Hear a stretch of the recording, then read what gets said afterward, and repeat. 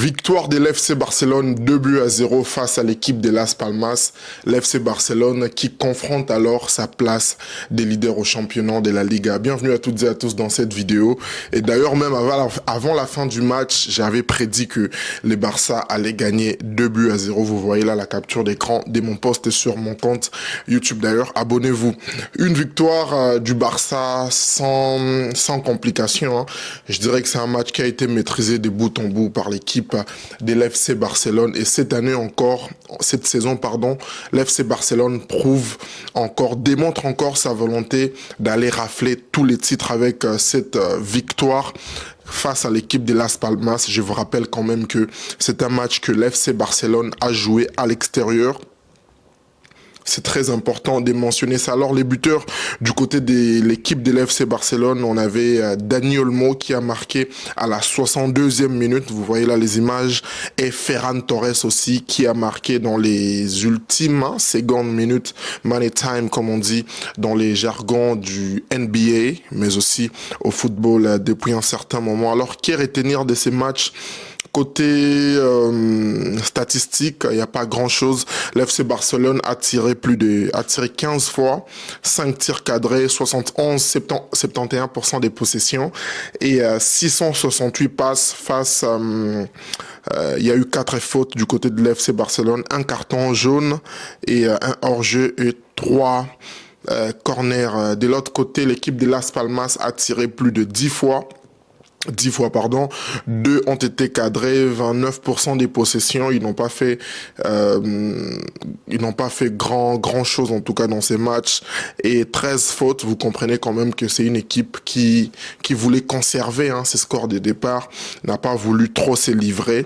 13 fautes, un carton jaune, 6 hors-jeu et 5 corner à l'FC Barcelone qui maintient sa place de leader. On va aussi voir du côté du Real qu'est-ce qui va se passer. Mais déjà, dites-moi en commentaire qu'est-ce que vous avez pensé de ces matchs après les tirages au sort qu'il y a eu hier. D'ailleurs, j'ai fait une vidéo à propos de ça. Vous pouvez aller regarder sur ma chaîne. Je suis revenu sur le tirage au sort, sur comment les choses, sur comment l'FC Barcelone peut aller chercher sa qualification. Je vous rappelle que ça ne sera pas un match tout à fait simple pour notre équipe de l'FC Barcelone. Une victoire qui fait plaisir à tous les fans, je le présume, de partout dans le monde qui voulait, en tout cas, on voulait que l'FC Barcelone, on voulait que notre équipe maintienne ses niveaux, maintienne cette pression, et ça démontre la volonté de l'équipe, ça démontre aussi la cohésion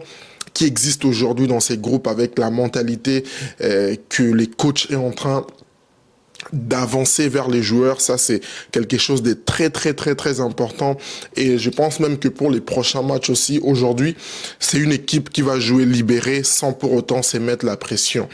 Si je dois parler d'une pression, je parlerai plus d'une pression qui sera positive, qui permettra aux joueurs de comprendre les enjeux pour chaque match en lieu et place. Vous vous souvenez lors des saisons antérieures, qu'on jouait avec une pression qui nous faisait de temps en temps défaut, parce qu'on se disait qu'on devait gagner ces matchs, qu'on devait privilégier certains, qu'on devait privilégier d'autres, et à la fin de la journée, on s'est retrouvé par exemple en Ligue des Champions avec des éliminations sur des matchs où on avait les contrôles, on perdait les titres sur des matchs où on devait largement gagner, ou parfois même, vous vous souvenez, on menait, et puis l'équipe adverse revenait au score, et dans certains cas, on s'est retrouvé à perdre les matchs tout simplement parce qu'il n'y avait pas cette constance. Aujourd'hui, ce qui est intéressant, vous allez confirmer cela en commentaire, que l'équipe de l'FC Barcelone, c'est une équipe aujourd'hui qui a conscience de tous ces enjeux, qui avance quelque chose qu'on n'avait pas vu depuis beaucoup d'années. Moi, personnellement, je parle de mes analyses. On les voyait souvent avec Messi quand il est resté seul avec les départs de Xavi, puis les autres, que du fait que c'est lui qui était le leader, eh bien, tout reposait sur lui. Mais aujourd'hui, ce qui est beau dans cette équipe, c'est que on a une équipe où Baldé peut marquer, on a une équipe où Arrouro peut marquer, on a une équipe où Rafinha peut marquer, où Olmo, Ferran Torres, et même les remplaçants. C'est-à-dire aujourd'hui, bien qu'il y a des joueurs clés dans chaque équipe, comme on les voit aujourd'hui dans le football moderne, mais ce qui est intéressant aussi, c'est que on peut compter sur chaque joueur, au fait. Et ça, c'est très important. La profondeur même qu'on a, au fait, sur notre banc démontre à suffisance l'équilibre qui existe aujourd'hui dans cette équipe. Et c'est un travail qu'on doit quand même reconnaître qui a commencé depuis Xavi et qui est en train de se pérenniser aujourd'hui. Dites-moi ce que vous avez pensé de ces matchs. Dans la section commentaires. Pour moi, en tout cas, l'homme du match, sans pour autant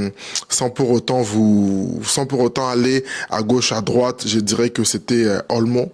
Hein, pour moi, c'est Dani Olmo. Il démontre en tout cas à chaque jour qu'on peut lui faire confiance, qu'il peut être décisif dans ce genre de matchs. Ferran Torres m'en parle aussi du travail au milieu de terrain, un travail super intéressant de toute l'équipe. C'est beau à voir aujourd'hui, hein, c'est beau à voir que cette équipe auparavant qu'on l'a considérée comme voilà, c'est une équipe qui ne se livre pas trop. Aujourd'hui, on prend des risques. Aujourd'hui, on est une équipe, on est prête au fait à aller se livrer pour aller arracher la victoire. Les prochains matchs, laissez-moi juste voir rapidement. L'FC Barcelone, notre prochain match, next match. Voilà, les prochains matchs, ce sera la Coupe du Roi face à l'Atlético de Madrid le 25 à 20h. Il sera 15h ici, du côté du Canada. Et déjà, c'est un match, moi personnellement, j'ai hâte de voir comment on va s'y prendre. Et voilà, c'est quand même l'Atlético en face. Mais bon, il n'y a pas de souci, on a bien géré aujourd'hui. L'équipe va avoir le temps de récupérer et par la suite, on verra ce qu'il va donner. Vous, dites-moi en commentaire qu'est-ce que vous avez pensé de ces matchs, comment vous voyez les prochaines échéances de cette équipe. Faites-le moi savoir dans la section commentaires et voilà, ça fait du bien, ça fait du bien. Profitez de cette victoire en famille, entre amis. Et je crois en tout cas que beaucoup d'entre vous aussi avaient pensé comme moi au départ que c'est un match qu'on allait gérer de bout en bout, même s'il y a quand même eu des moments de frayeur. Mais bon, écoutez, c'est l'FC Barcelone. Aujourd'hui, on est l'équipe qui fait peur à presque tous les clubs de l'Europe. Ils sont en train de trembler quand ils savent qu'ils vont jouer l'FC Barcelone parce que la puissance de l'attaque, la puissance du milieu de terrain, la profondeur qu'on a dans notre banc, dans les collectifs, font peur à l'adversaire, aux adversaires, et ça, c'est quelque chose de très important. C'était Andy, faites sûr de vous abonnez-vous, commentez, laissez un pouce bleu, ça va permettre à cette vidéo d'être bien référencée, et quand vous vous abonnez, vous me permettrez aussi de vous me donnez aussi la force de continuer à produire ce genre de contenu, et partagez-la aussi dans vos groupes, où vous parlez de l'FC Barcelone. Ça sera super intéressant. Je ne vais pas vous prendre beaucoup de votre temps. Merci d'avoir suivi cette vidéo. Si vous êtes arrivé jusqu'ici, ça prouve que vous aimez mes contenus. Faites un tour. Je parle de football, je parle de motivation, je parle de beaucoup de choses. C'est mon univers et de temps en temps, en tout cas, on parlera football, on parlera de tout et de rien. Prenez soin de vous. Quant à moi, je vous dis à la prochaine et ciao.